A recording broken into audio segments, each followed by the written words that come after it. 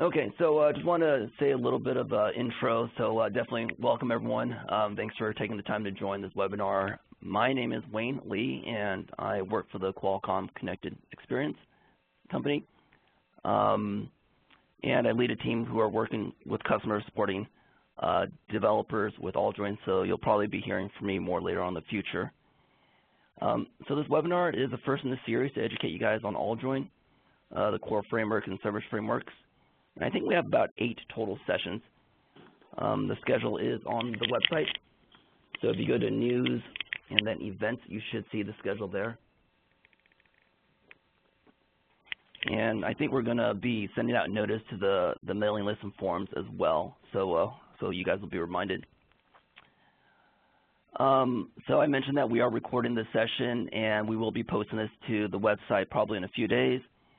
We probably will also be posting the slides to the Alliance website in a few days as well. And I think Marcello mentioned that in the future we'll try to send it out beforehand. Yeah, again, apologies for that.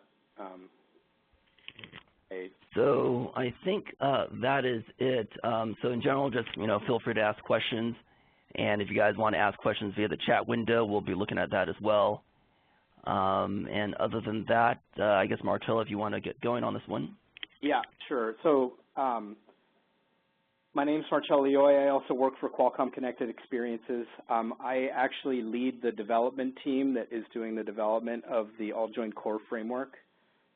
So most of this presentation is about the AllJoyn core framework. I'm going to touch a little bit on a couple of the basic services towards the end of the slides. And I don't know what's going on, but I seem to be just generally having internet issues. So if you send a chat, please send it to Wayne. And Wayne, can you let me know if there's a question? Because I can't get into the WebEx for whatever reason. Something funny is going on. So are you on the what is AllJoyn slide, Wayne? Right, slide 2, what is AllJoyn? I'll just ask you to go forward, and that'll include the animation, just because some of the animation is click animation. So what is AllJoyn? It is an open source API framework to enable the Internet of Everything. It's a way for devices and applications to publish APIs over a network in a standard way. So why would we want to publish APIs? Well, the Internet of Everything is all about programmability, right? All of these devices are things that you're going to want to interact with in a programmable way. And APIs are the things that software developers understand and work with every day. And the APIs are essentially the functionality that the things in the network expose to the other things in the network. So examples are, for example, temperature or time of day, if you're talking about, sensors or clocks or things like that. And the services or devices can then compose these APIs to provide whatever set of functionality they require. So if you have something, for example, that does both temperature and time of day, you would implement both the time of day and the temperature API on your device or in your software program. The APIs are critical to interoperability between these devices and services. This is what allows, if you define these APIs in a well-known way and they're standardized, then everybody knows if I want to get the time of day, here is how I interact with the API to get that. So how do the applications discover what APIs are available? So AllJoyn provides application discovery and fine-grained discovery of the APIs that are supported by applications. And actually, I want to make one point. I think I make this in a couple of other places in the presentation, but when I say applications, an application could be the firmware running in a refrigerator or any appliance. So I use sort of the term device or application independently. It's all software, right? So, the application for a refrigerator is the thing that is, controls the coolant pumps and all of that kind of stuff. That is an application. Obviously, it's not an app like Angry Birds on your phone, but it's still software. So the way that AllJoyn provides these APIs is done in a platform and radio link agnostic way. So if you go to the next slide or click. So a quick overview, and I'll go through each of these topics in a bit more detail in the following slides. So AllJoyn implements a distributed software bus, and the bus provides the medium that enables AllJoyn applications to interact with each other via these APIs. And as I just said, these could be firmware on microcontrollers or mobile device apps or an app running on a PC. It's all sort of a software program, essentially. And the communication is all via messages that map directly to APIs and high-level programming languages. So the whole sort of wire format for AllJoyn maps very cleanly to APIs in programming languages as they exist. The formation of the bus itself is ad hoc, so it's based on the discovery of these applications and services, and AllJoyn abstracts the link-specific discovery mechanisms, and as I said, I'll go through this in more detail later. The protocol is network independent. The actual wire protocol, or the messages themselves, are based on the D-Bus wire protocol, and we've added extensions to make it work across devices. And it can run over Wi-Fi, Wi-Fi Direct, Ethernet, PLC, and Bluetooth, and it could presumably, we haven't ported it to other networking technologies, but there's no reason, there's nothing in the message format in and of itself that stops you from having it run over pretty much any arbitrary wire format. So click forward. So the high-level system architecture, so the AllJoyn bus is composed of two types of nodes, routing nodes, and if you click leaf nodes, and leaf nodes can only connect to routing nodes. They cannot connect to each other. If you click again, but a routing node can actually connect to another routing node. And if you click one last time, so a good way to think of AllJoyn is as a mesh of stars, and you kind of get that picture from this. So the routing nodes are the things that are the center of each of the stars, and the mesh is between the routing nodes themselves. So click forward. So ad hoc bus formation, so discovery is the first step. So if you can click, Wayne. So the device on the right implements a set of interfaces that it advertises. So in this example, it's advertising an audio interface and a video interface. And they use what we refer to as about messages. So these messages contain a bunch of information about the device or the application that is sending it. If you click forward, so the device on the left is looking for an audio device. So now they've actually discovered one another. And then the way the person that is doing the discovering, i.e. the person on the left in this diagram, connects to advertisers supporting the desired interface. And the actual discovery mechanism is transport dependent. So on basically any IP protocol, it's using a lightweight IP multicast protocol. On Wi-Fi Direct, for example, it could actually take advantage of the pre-association discovery that Wi-Fi Direct supports. We don't have this implemented. We've investigated it. The reason it wasn't implemented is the technology just isn't very well supported across operating systems today, and that's actually the main reason. So next slide. So session creation is what actually causes the bus to be formed. So if you can click forward, Wayne. So the creation of a session will cause the routing nodes to connect and extend the bus. And then if you click again, so once connected, the buses actually merge and have a single shared namespace. The peers can then discover when other peers join or leave the bus. They can interact via their APIs. And the session reference counting allows the management of the radios, so you can tell whether or not there are multiple applications using a particular link, and if the reference count for the link goes to 0, then you can release the link because there's no reason to maintain the radio connection between those two devices. And then there is a notion of multicast events, and I'll talk more about this later, but they can be sent to all of the peers that are part of that session. So next slide. So I'm going to talk a bit more about the different software components in the system now. So that was a general architectural overview of what the main components from a systems perspective are. Before I jump forward, are there any questions from anybody? either via chat or verbally? I will take that as a no. So if you can go to the first content slide, Wayne. So the AllJoyn Software Framework, the high-level architecture, so you have, at the very bottom, you have the actual IP network connection. And then on top of that sits the AllJoyn Core Framework. So this has two main components, and I'll talk in much more detail about this later, but the client library and the router. And these provide the core functionality, so discovery, connectivity, security, the various language bindings, interoperability, and all of the network management stuff. And then above that, you have the basic service frameworks, and these are interoperable cross-platform building blocks that can be used for common IOE functionality. So that includes things like onboarding, which I'll describe in more detail, control panel, and notifications. Both of those I'll talk about more later, as well as config, which is actually related to about, and then it allows you to configure some of the information that might be in an about message.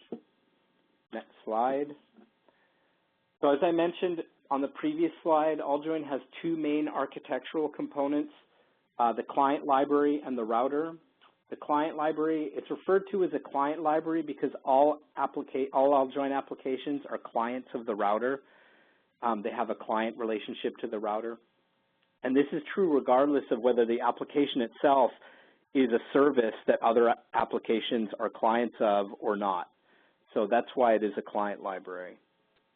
Applications are peers if they implement both a client and service functionality. So, the client functionality interacts with the service functionality on a peer and vice versa. The client library is what software developers actually interact with. It is the API set of the AllJoyn SDK. There are two implementations of the client library. There is the standard client and the thin client. The standard client is targeted at applications running in high-level operating system environments like Linux or Windows or Android or iOS or Mac OS, etc.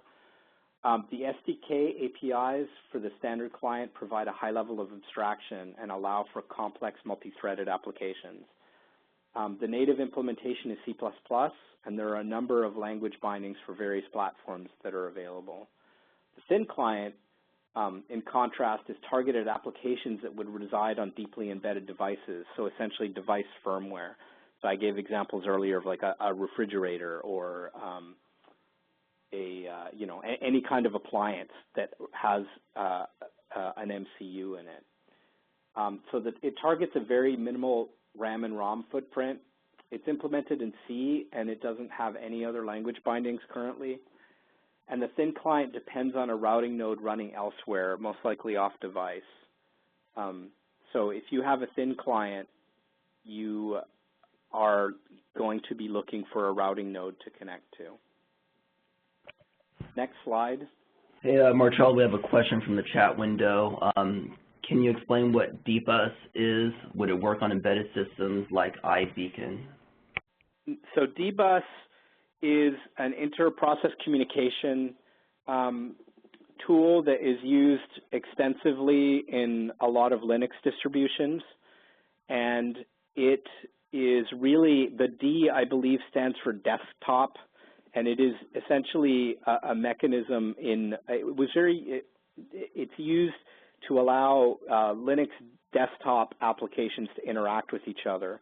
So things like the clipboard service is implemented as a DBus service that applications can then, put all of their clipboard material into. It is not it is not designed to run on embedded systems. It's really about providing a software bus for the desktop. Does that answer the question?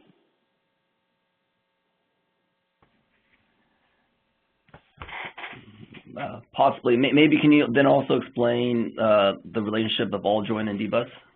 So the main relationship between AllJoyn and DBus is the use of the wire protocol. So DBus defined a message format, essentially, and all of the sort of API qualities, et cetera, that exist, that is what was appealing to AllJoyn as a wire protocol. Other than that, there is no relationship between AllJoyn and dbus. It was really about reusing a wire protocol that, you know, has been deployed and in the field for a long time that worked. Okay, then another question. Does this mean AllJoyn is a distributed dbus protocol? One can think of it that way, yes. I mean, AllJoyn is really, it's just using the same messaging format, but the way that for example, you know, dbus has no notion of discovery and advertising. Things are either on the bus or they're not, and you don't discover whether they're there or not. You can look for actually, there's no way to look. You can try to connect to a peer on the bus, and if it's not there, then it'll fail. Whereas AllJoyn actually allows you to try and discover services around you. So that's a big difference.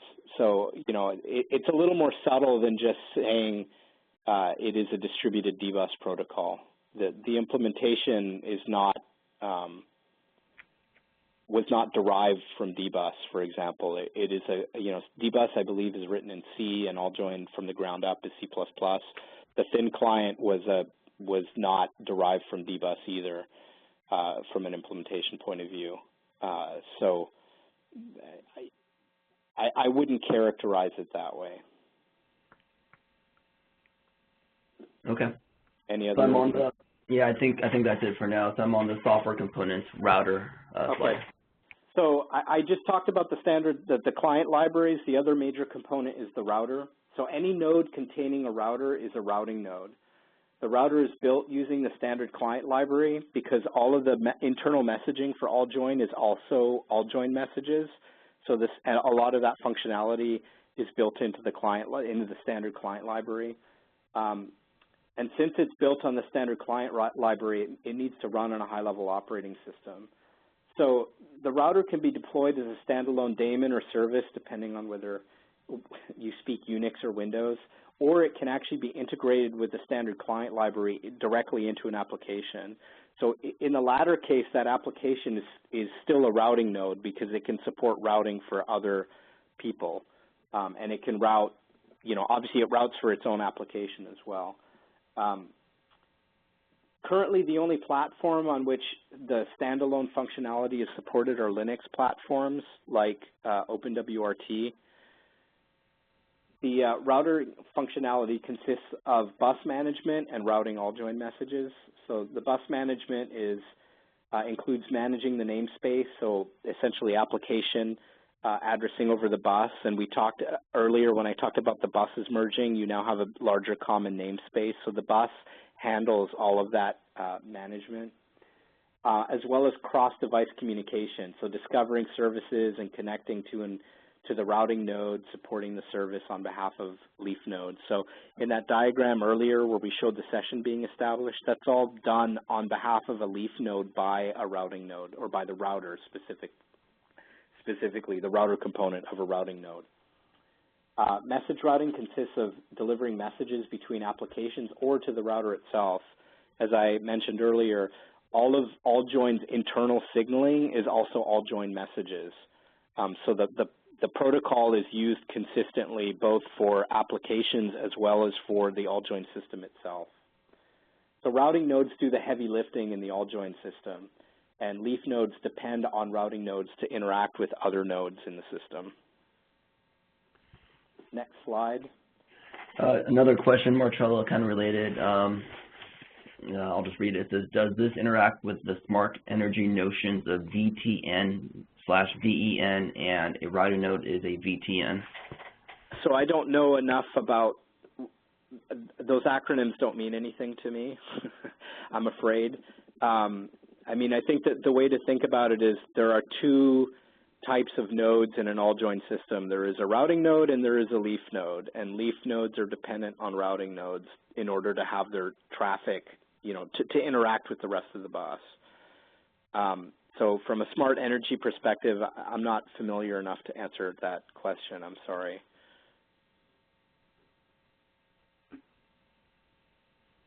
Okay. Okay. Sorry. I think that's it. As I mentioned when I talked about the standard client library, it supports multiple language bindings. There's a Java binding available, which is compatible with Dalvik. There's an Objective-C binding available for use on iOS and macOS. And then there's a managed C++, C#, WinJS, and Visual Basic binding available for use in Windows 8 style applications.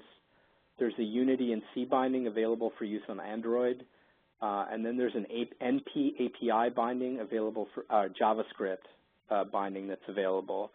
And for those not familiar, NP API is the browser plugin API that was developed by Netscape and is used by Opera and sometime soon will no longer be used by Chrome. Google has decided to stop supporting it, but it was supported in earlier implementations of Chrome. All of the bindings are currently wrappers around the native C++ implementation, so they all interact with the C++. So all of the standard client bindings right now aren't full implementations in that other language. They actually wrap the existing C++ implementation. The same object model exists for all of the bindings, and I'll talk a little bit more about that later. And it provides seamless interoperability between applications written in different languages and on different platforms. So you can actually write an application in iOS and have that interact with Android or with a Windows PC or whatever.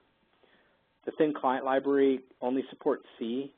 It's the most appropriate it is the most appropriate language for embedded real-time OS development. Other language wrappers around this C implementation are being investigated right now to provide other functionality, but currently the only supported language for thin client is C. Next slide. So the components, this illustrates the router versus the standard client library application. So that the client library is linked into an application. So on this picture, you can see there's 3 different application types. There's app X, Y, and Z. And you can see how the bus is formed because of the relationship between the apps. So all 3 apps have, all 3 devices have app X. Device 4 is using the routing node on device 3, and app Z in that case is actually a thin client application, and presumably it's interacting with the app Z implementation on device 1. So this kind of gives a sense of what the what the components look like in a deployed system, if you will. So all of the apps interact with the router or a routing node, and then the routers basically deliver the messages between the various devices from, essentially. Next slide. So some AllJoyn SDK concepts. So the first thing you want to do is expose the functionality. So in the very early slides, I talked about AllJoyn providing a mechanism to expose functionality via these APIs. So they do this via APIs that are implemented in objects. So most applications will only expose a single object, but AllJoyn supports a notion of object hierarchies if that is required by the application model. And if you declare an object to be in the object path and you haven't actually created the parents of that object in the hierarchy, AllJoyn will create them automatically for you.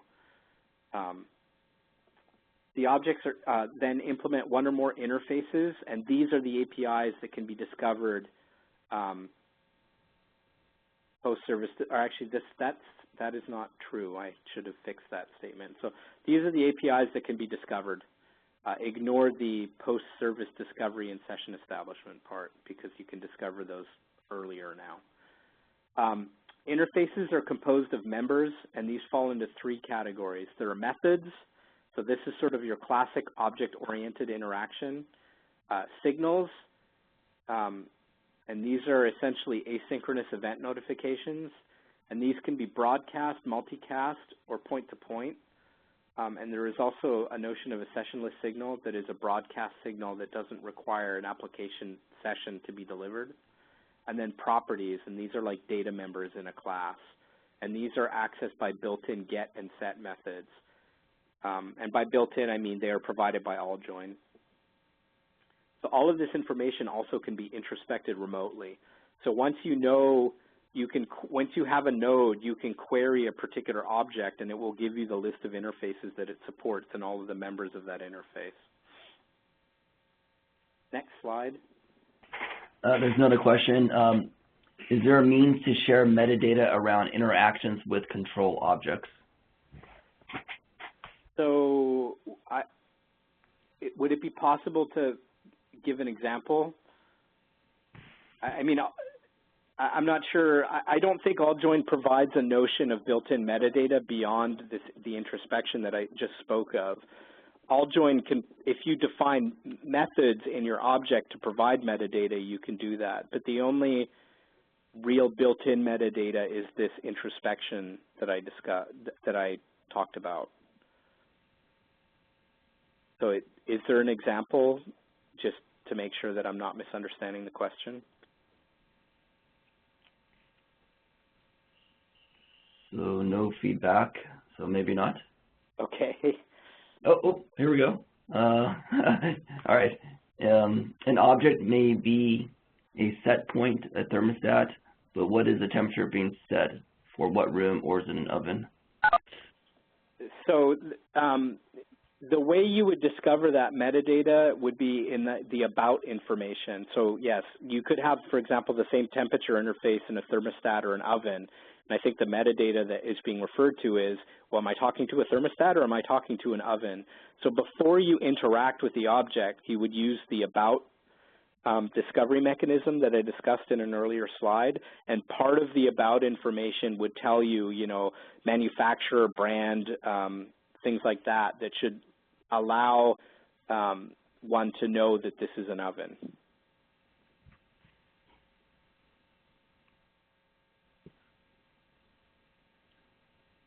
Okay, that's probably good for now. Okay. So the next, are you on the connecting to and using the bus slide, Wayne? I'm on the AllJoyn SDK Concepts. Yeah, and the subtitle. Connecting to it. Yeah, that's correct, yes. Okay. So the first concept is the notion of a bus attachment, and this is required for an applet. So this is an SDK concept, right? This is a software concept. It's not really a system concept. So a bus attachment is essentially the connection that the application has to the bus. And they provide the root of the object hierarchy. So you can think of them a little bit like a container, because the next thing you do after creating a bus attachment is publish the objects that, you know, expose your functionality to the bus attachment. And the object path names look like file paths in Unix, so slash, etc. And the bus attachment is the root of that object hierarchy. The next concept is a proxy object. So it is basically the local representation of a remote object. So if I want to interact with an object that is somewhere else on the bus, I create a proxy object of that, and that is what I use to interact with that object remotely. And then signal handlers are registered with the bus attachment. So, and they're registered by applications to take action when a signal is received. So when you receive a signal, the signal handler for that signal will be invoked. So if you go to the next slide, you'll see that a method call is made by using a proxy object, as I alluded to previously. This results in a method call message being sent from the proxy object that the object represents to the object that actually processes the request, or, you know, executes the method. So if you can move forward, Wayne. So the method handler on the object is then invoked to execute the method and then generate the reply, and then a message reply message is sent by the object back to the proxy object. One more click. So signals are emitted by objects and consumed by signal handlers. So I mentioned sessionless signals earlier. They work the same way, and as stated earlier, they don't require the application to create a session. They are essentially broadcast and delivered to any application that's interested in receiving a sessionless signal. Only a single instance of a signal will be sent. So if you, from a given object, if you invoke the same signal twice, then the second one replaces the first one. So it's useful for sending like state information, like I went, the light turned on, the light turned off. They don't support sort of maintaining state over time. If you wanted to do something like that, then you should log the receipt of the off previous to the on arriving.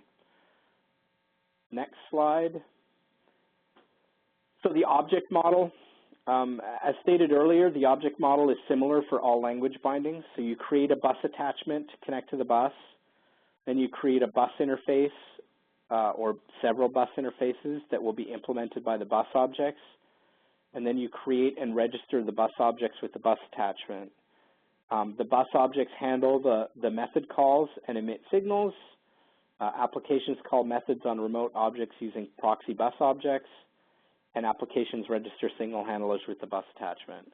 So all of the language bindings that I discussed earlier, they all have a very similar model. The names might not all be exactly the same because syntax in different languages is different, but the SDK interaction in all cases is very similar. So before I move on to security concepts, are there any other questions on the software concepts? So one point I'd like to make is, Wayne mentioned earlier that we will be conducting further sessions, and so Wayne and his team will be going through a lot of these concepts in much more detail and providing code examples and so on to understand it better. Tonight's purpose is more to sort of help you understand the broader system, just to be clear. Okay, so security concepts. So the design of the security framework. Wayne, let me know if I go too fast. No, we're good. Okay. So authentication and encryption is designed to be app to app. The trust relationship is between the applications. It is not at the device level, unless, of course, the application is a device. So if it's a refrigerator, maybe you trust the fridge. But if you have, for example, a phone that has multiple applications and one of those interacts with your fridge, the relationship exists between that application and your refrigerator. Not every application on the phone now can interact with your refrigerator, assuming your refrigerator has a secure interface. The router is not involved other than routing the messages. So it is the endpoints of the communication where the security is applied. And device pairing is not required unless the transport requires it. So, for example, Wi-Fi Direct today, in order to create a link between two devices, you actually have to pair the devices and provide security keys and whatnot. AllJoyn can't circumvent that. Security is enabled per interface. Authentication and key exchange is initiated on demand. So if I make a method call on a secure interface, that will trigger a key exchange to happen. And applications can have a mixture of secured interfaces and open interfaces. So an example of that might be you allow anybody to interact with you, but you only allow a certain set of trusted entities to configure you. So the configuration interface is marked as secured, but the use interface is not. So to give a more concrete example, you may allow anybody to control your television through an app, but you only want certain apps to be able to do things like change the color, hue and brightness, or modify the configuration of the TV itself.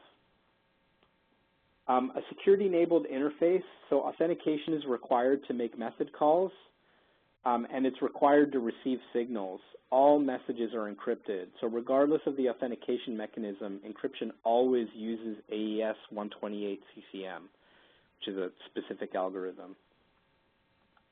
Next slide. So can you click once? I think I need to get rid of that on click there.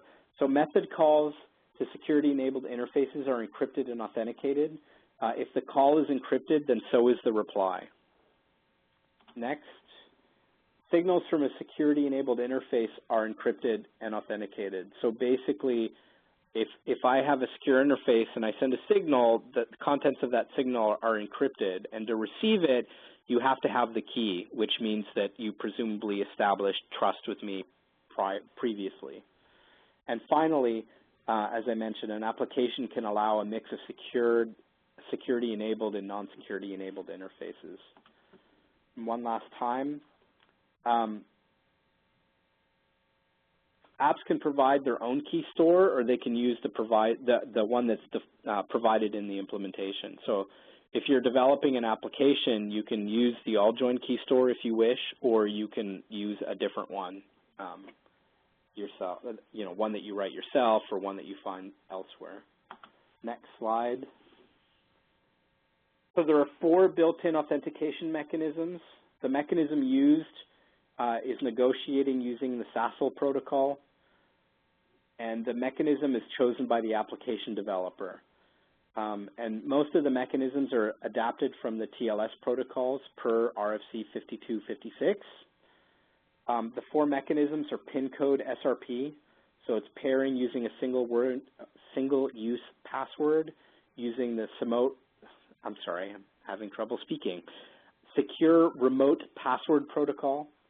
The simple code pairing, this is specifically there for thin client applications that lack the resources to do big number arithmetic. So all of the other protocols all use, large number exponentiation and whatnot to derive keys. The simple pin code pairing does not. And again, that's targeted at thin clients that are very RAM and ROM constrained, and doing big number arithmetic requires lots of memory. Logon SRP, so username and password using the secure remote password protocol. The password is required every time peers connect. So in the case of the PIN code, it is akin to pairing. Once that trust relationship is established, it continues to live until one side chooses to no longer use it. In the case of logon, it is more like logging into your computer, where every time you log in, you have to type in your password again. And then there is certificate-based. So this is RSA public key authentication and X509 certificates. And the trust relationship lasts as long as the certificate is valid. So this is very similar to certificates in your web browser, for example. So before I move on to base services, are there any questions? I will take that as a no.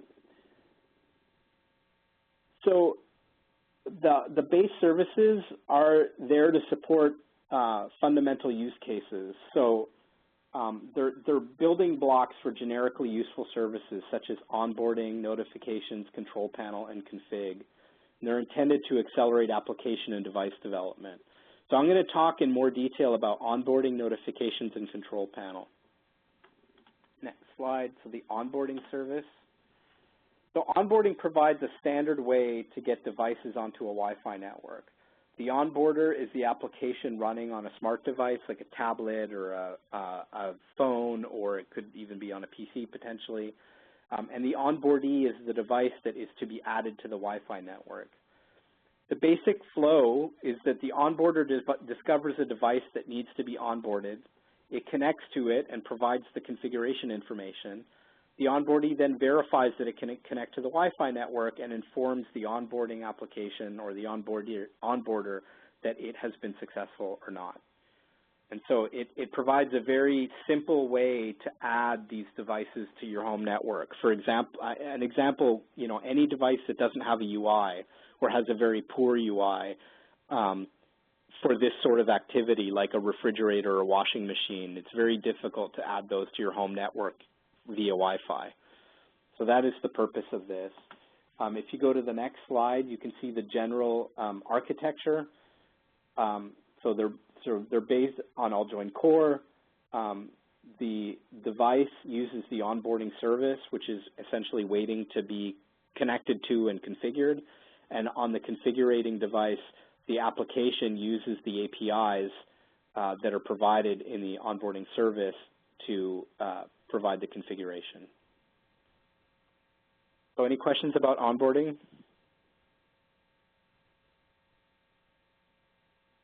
Okay. So the next one is the Notification Service Framework. So this is basically a standardized way of sending and receiving human-readable messages, again, across devices and operating systems, independent of connection type. It allows you to provide a priority level, and on the rendering side, so in this example, the TV or the tablet, it allows you to configure preferences in terms of, what you're interested in seeing messages from. So in this case, the refrigerator is sending a message that the freezer door has been left open, and you see that on the tablet. And on the TV is sending a message that the DVR is 90% full, and that's rendering on the tablet. So that's the basic use case for notifications. Go to the next slide. So again, very similar in terms of the architecture, that you're using the Notification Service Framework. The notification has APIs. The application, so the consumer is the rendering device. It's the one, the TV or the tablet in the previous diagram, and the producer in the previous diagram is the fridge. So it's anything producing a notification. And so on both the producer and the consumer side, they are using both the AllJoyn API and the Notification API to generate and consume notifications. And the delivery mechanism for notifications is sessionless signals. So the basic message flow is the producer does initialization to ascend. It connects to the bus. The consumer, initializes a receive and does an attach and uses an add match message, which is an AllJoyn concept that Wayne and his team will get into much detail about. Once the producer has a message to send, it sends it, and that turns into a sessionless signal, and which is received by the consumer side with all of the notification arguments, and then the receive information goes to the consumer. So it's a fairly straightforward flow. Basically, the consumer says, I'm interested in receiving notifications, and so when a notification is generated, it is delivered to it, and it could be one or more. So again, sessionless signals are a broadcast, and you don't know who is going to receive it. So the point is, you can emit a notification without knowing whether it's going to be the TV or a tablet or a smartwatch or whatever that's actually going to receive the notification. Any questions on notifications?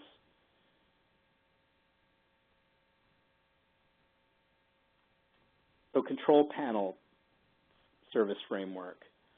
So this basically provides infrastructure for describing and controlling parameters. Again, it's intended to be for humans. There is essentially what the devices are doing are exposing UI elements that a device with a capable UI can then render, and they just provide labels. So the example here with the diagram is the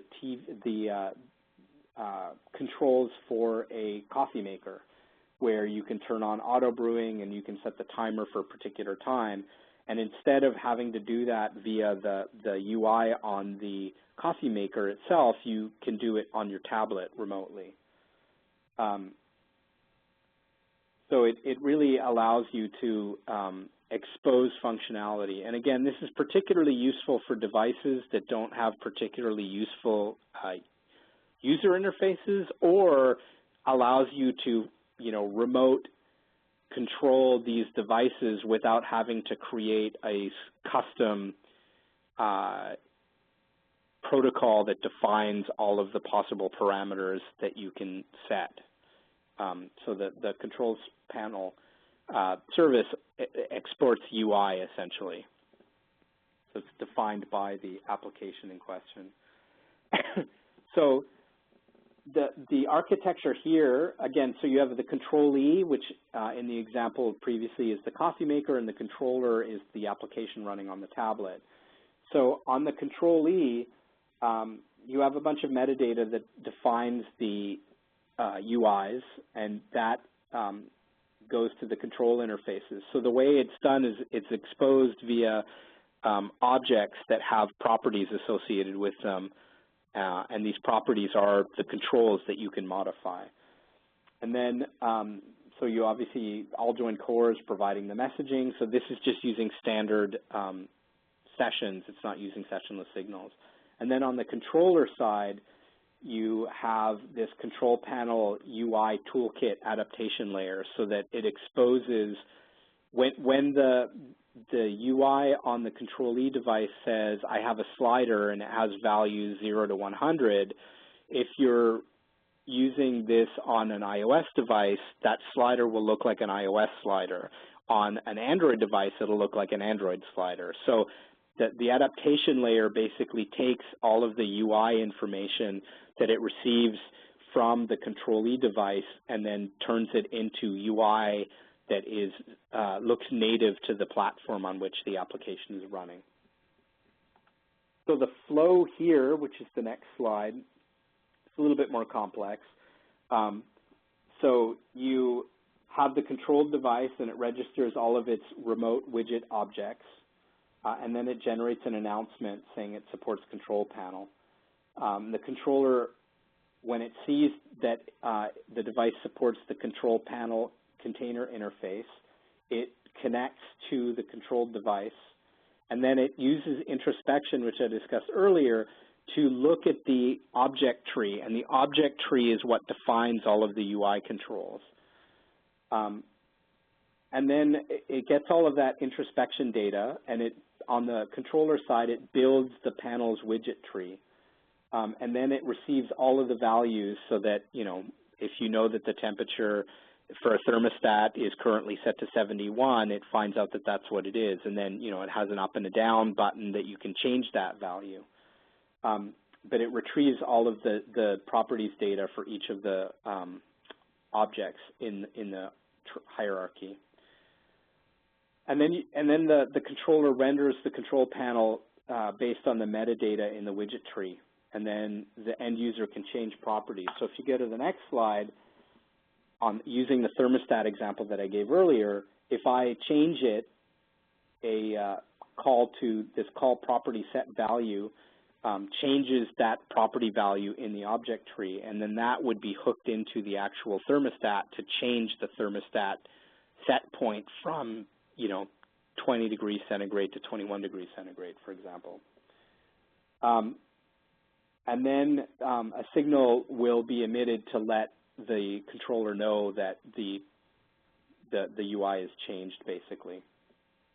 So it kind of goes like that. You can update, you know, whatever set of properties are available there, and then you get the update to tell you that something has changed. And then at the end, when you finish changing whatever you're going to change, you say execute it, and that's what triggers the actual thermostat to change the temperature. And that is it for that. So any questions on control panel or anything at this point? That takes us to the end of the overview of AllJoyn Core and the base services. So I will field any questions on any of what we have discussed. Yeah. I have a question. This is not established cooperation. I have a question about the onboarding. And I have a question on the controller panel.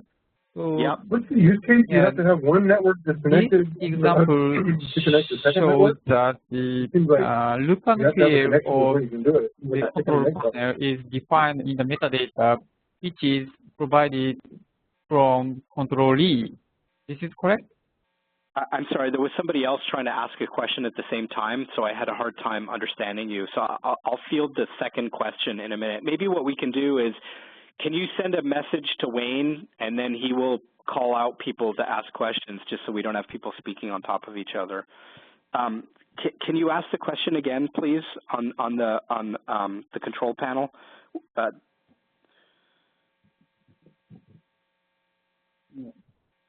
Yeah. So my question is that controllee will define the look and feel for control panel. Is this correct? So it defines its UI via this AllJoyn object tree that has all of the properties and UI and from like knob and slider and all of that. That is correct. Yes. So I know that wasn't your question, but I'm just confirming that part of your understanding.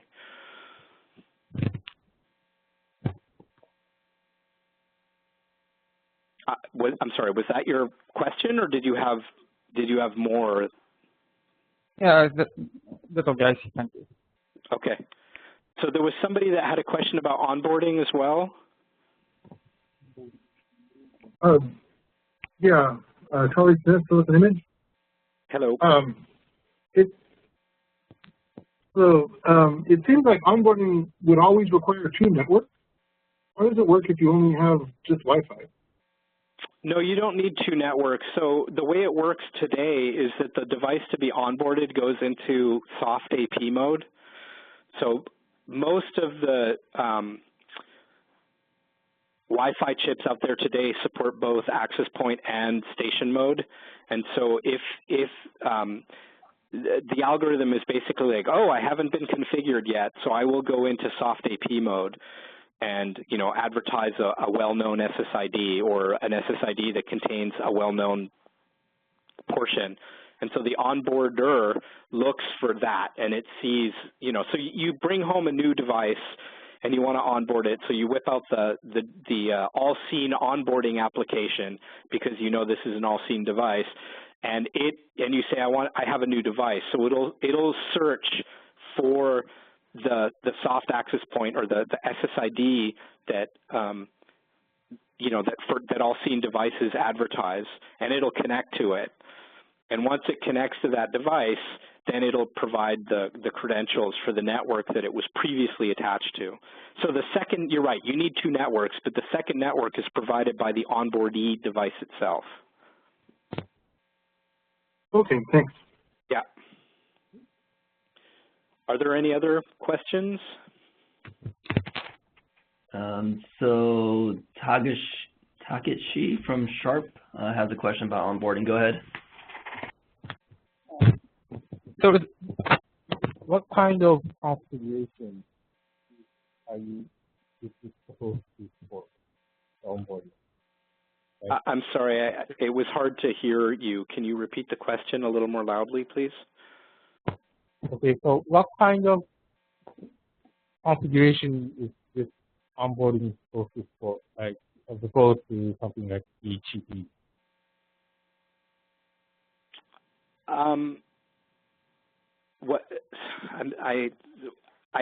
I think what I heard the question was, what kind of configuration does onboarding support? Is that correct? Yes.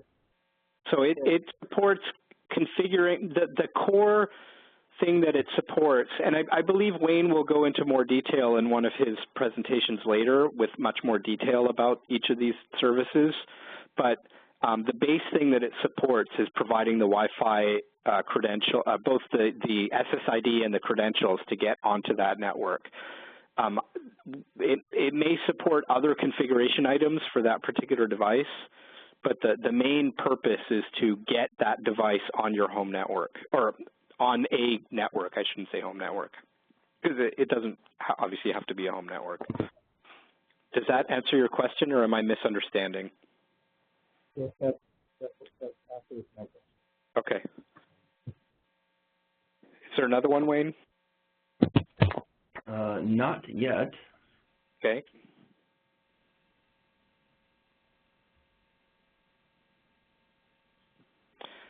Well, while we're waiting, I will apologize again for the technical difficulties that we had at the beginning. Hopefully everybody received the slides. I believe the plan is to conduct basically the same training again next week. I'm sure that there'll be announcements made on the mailing lists again about it. It's probably going to be at the same time, although we may do it at a different time. And so if you have colleagues at your companies or folks that you know that couldn't attend tonight but might be able to attend next week, please let them know that we will be running this same overview training again. And then the week after that, as Wayne, this is all on the training DocuWiki, but then we will go into much more depth training-wise to provide much more detail about the topics that I covered today. So if we don't have any other questions. Just one brief one, well actually a few now. So someone asked about if they're not on the mailing list, how to get the slides. So we will be posting the slides to the AllSeen website at some point in the near future. We just have to go through some vetting. So you will be able to get the slides somewhat soon. Yeah, and we'll send them out. So if you are not on the mailing list, I encourage you to get on AllJoyn Discuss. And is it training? Is that the other mail list name, Wayne? I think technical education, but there's a full list of all the mailing lists from the website as well. Yeah, if you go to lists.allseenalliance.org, you'll see them there. But so there's a technical education mailing list and a Discuss mailing list. I will send the slides out again next week when I give it. So the longest you should have to wait is about a week to get the slides on the mailing list again. We're hoping that we can make the slides available, basically contribute the slides to the Alliance sooner than that. But as Wayne said, we have some vetting that we need to do internally to make them available. Another question, is AllJoyn currently fully functional? Are there existing implementations? AllJoyn is fully functional. The implementation is available on the git.allseenalliance.org web. So it's functional. There is only the one implementation today. I wasn't sure if there was a question about more than one implementation, but we're not encouraging people to make multiple implementations, although of course they're welcome to do so. The goal of having a single implementation is that sort of guarantees a level of interoperability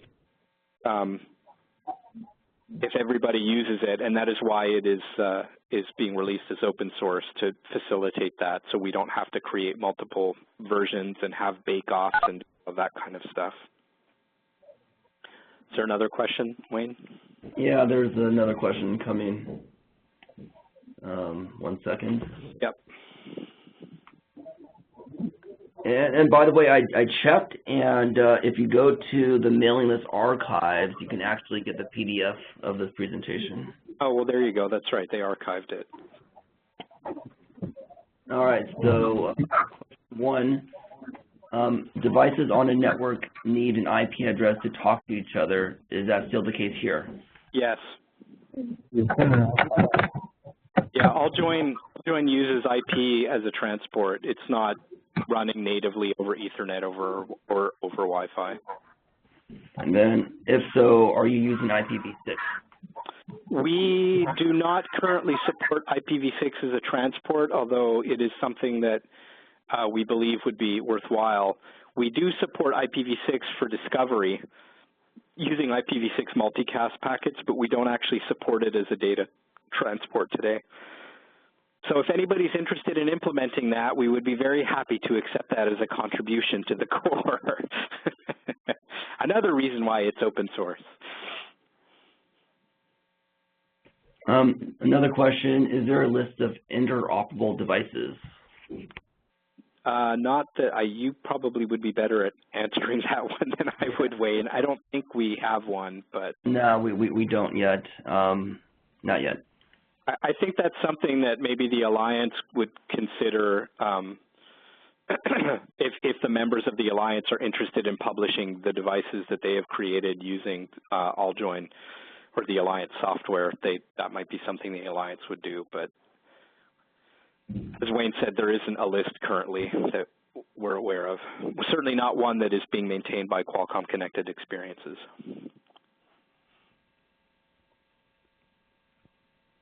Any other questions? Not right now.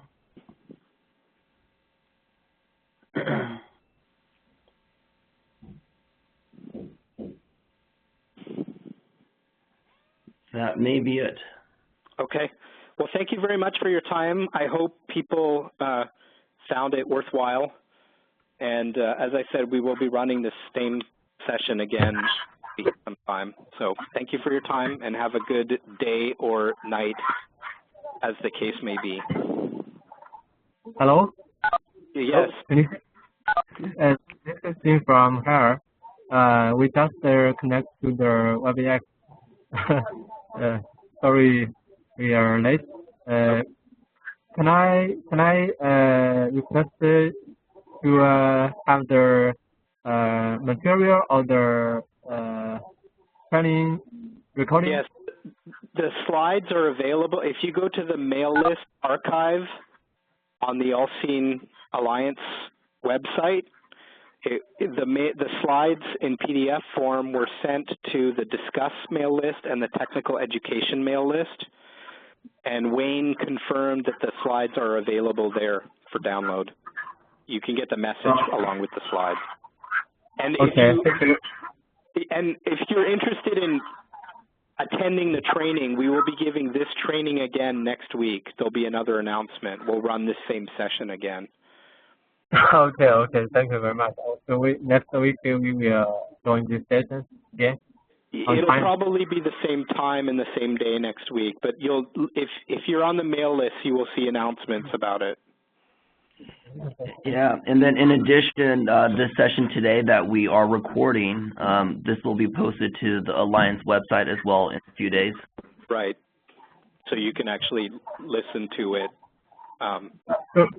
So I can see this training recording as well? Yes. Okay.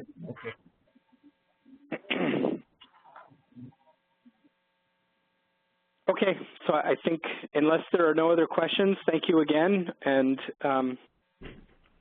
have a good night, day, whatever whatever's appropriate for your time zone. Thank you for your time. All right, thanks, Marcello. Thanks, Wayne. Bye.